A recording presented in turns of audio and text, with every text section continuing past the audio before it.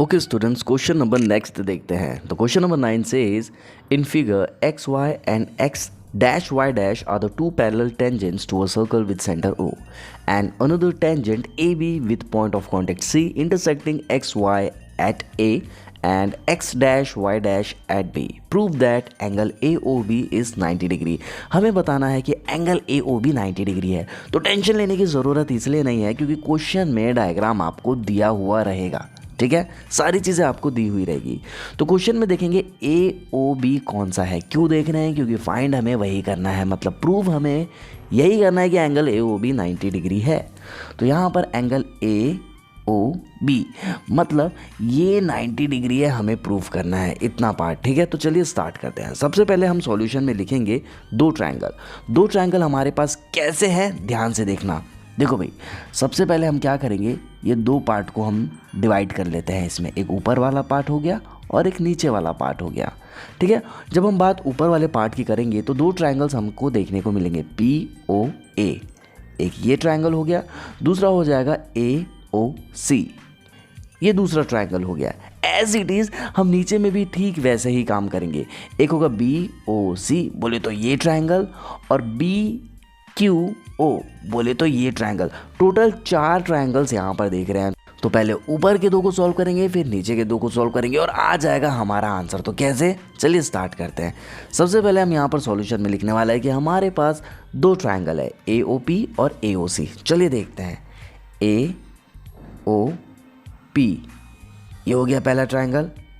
दूसरा ट्रायंगल है AOC। AOC ये दूसरा ट्रायंगल है, मतलब ये पहला ट्रायंगल हो गया और ये दूसरा ट्रायंगल हो गया, जैसा कि अभी हमने आपको बताया था। अब हम इसमें 9th क्लास का कॉन्सेप्ट लगाएंगे जो आपने पढ़ रखा होगा। यहाँ पर AP equals to AC tangent from A है। पॉइंट A ये है, यहाँ से AP एक टेंजेंट है और AC एक टेंजेंट है, जो कि हमने थ्योरम 10.2 में आपको बताया था। ठीक है, अब देखिए यहाँ पर OP equals to OC radius of same circle होंगे, मतलब रेडियाई ऑफ सर्कल भी लिख सकते हैं। OP इक्वल्स टू OC कैसे होगा देखते हैं। OP ये एक रेडियस है, ऑब्वियसली है, और OC भी एक रेडियस है। ठीक है, तो यहाँ पर हम लिखेंगे OP equals to OC radii of same circle. उसके बाद हम लिखेंगे OA इक्वल्स टू OA, जो कि कॉमन है। कैसे, देखिए भैया, पहला ट्रायंगल ये है, दूसरा ट्रायंगल ये है, लेकिन दोनों ट्रायंगल का ये कॉमन साइड है OA, इसलिए हम यहाँ लिखेंगे OA कॉमन हो गया। दोनों ट्रायंगल को हमने कॉन्ग्रुएंट बता दिया, तो हम लिखेंगे ट्रायंगल AOP कॉन्ग्रुएंट इक्वल है ट्रायंगल AOC के, और हमने यूज़ किया है साइड का। तो यहाँ पर कॉन्ग्रुएंसी रूल लगेगी साइड। ये सारा का सारा 9th क्लास का कॉन्सेप्ट है। देखिए, हमने दोनों ट्रायंगल के सारे साइड्स को इक्वल बता दिया, एक जैसा बता दिया, तो इनके जो एंगल्स है वो आपस में इक्वल हो जाएंगे बाय CPCT से। सर ये एंगल 1 एंगल 2 कहाँ से आया? देखिए भैया, हमने इसको माना एंगल 1 और इसको हमने माना एंगल 2। तो भैया जब सारे साइड्स इसके इक्वल है, जब ट्रायंगल ही कॉन्ग्रुएंट है, तो एंगल 1 और एंगल 2 आपस में क्या हो जाएंगे, इक्वल हो जाएंगे बाय CPCT। बात समझ में आ गई? अगेन अब हम नीचे के ट्रायंगल्स के बारे में बात करेंगे, जो कि ये 3rd ट्रायंगल होगा और ये 4th। तो यहाँ पर भी हम सेम करेंगे। BOC कहाँ है? BOC दिखाइए ट्रायंगल। ठीक है, और दूसरा है BOQ ये दूसरा ट्रायंगल। तो ये दोनों ट्रायंगल को लेकर हम सॉल्व करेंगे, और एज इट इज़ यहाँ पर जो हमने किया है ठीक वैसे ही यहाँ पर करेंगे।